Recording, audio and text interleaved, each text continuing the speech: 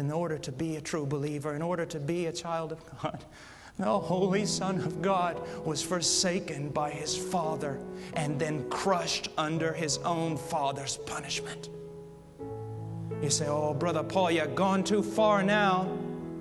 Have you not read Isaiah 53:10? It pleased the Lord to crush Him. Take a 10,000-pound millstone and put another on top of it. Put a grain of wheat between them and see what you've got when it comes out on the other end. Take a dam 100,000 miles high and 100,000 miles wide and have it break in front of you. And as the torrent of water rolls down towards you to engulf you, to destroy you, all of a sudden the ground opens up and drinks it down, and not one drop splashes to your feet. And so Christ raised His hand up to heaven and took the wrath of God, that great cup, and drank it down. When He cried out, "It is finished," He turned it over and not one drop came out.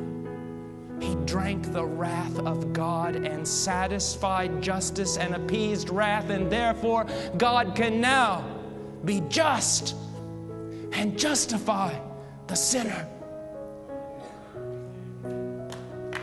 This is what He's done. This is what He has done.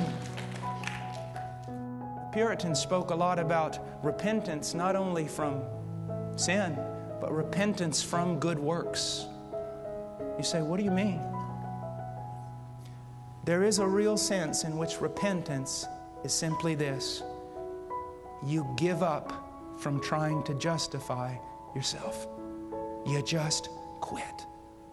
You see that every one of your most righteous deeds is better than filthy rags, and you detest them, and you throw them to the floor, and you stand there before God and say, unless you move on my behalf, I am damned. And you believe. You believe. You trust. There is a deacon in my church back home, a little church in the middle of a cornfield. And I love this man. He's walked with God longer than I've been alive. And he remembers telling me one time he told me about his conversion. He said, I was a good fella, as fellas go. He said, but the preacher said something that morning and it stirred my heart, and I thought, what does it mean to believe? What does it mean to believe?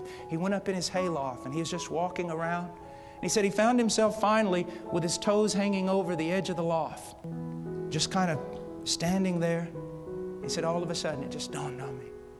And this is what he said: Lord, I am going to trust, place my confidence exclusively, only in what your Son has done for me. And if that very thing, if what He has done for me is not strong enough to save me, then I will go to hell, because I will not trust in another thing. Right now, if this preacher died, he would go to heaven. Not because I spent years in the jungles and the Andes Mountains of Peru. Not because of piety, devotion, or Bible study. Not because of denominational affiliation, baptism, or participation in the Lord's Supper. If I died right now, I would go to heaven because 2,000 years ago, the Son of God shed His blood for this wretched man. And that is my hope. And I expect that scarlet thread is strong enough to hold me when I swing out into eternity upon it.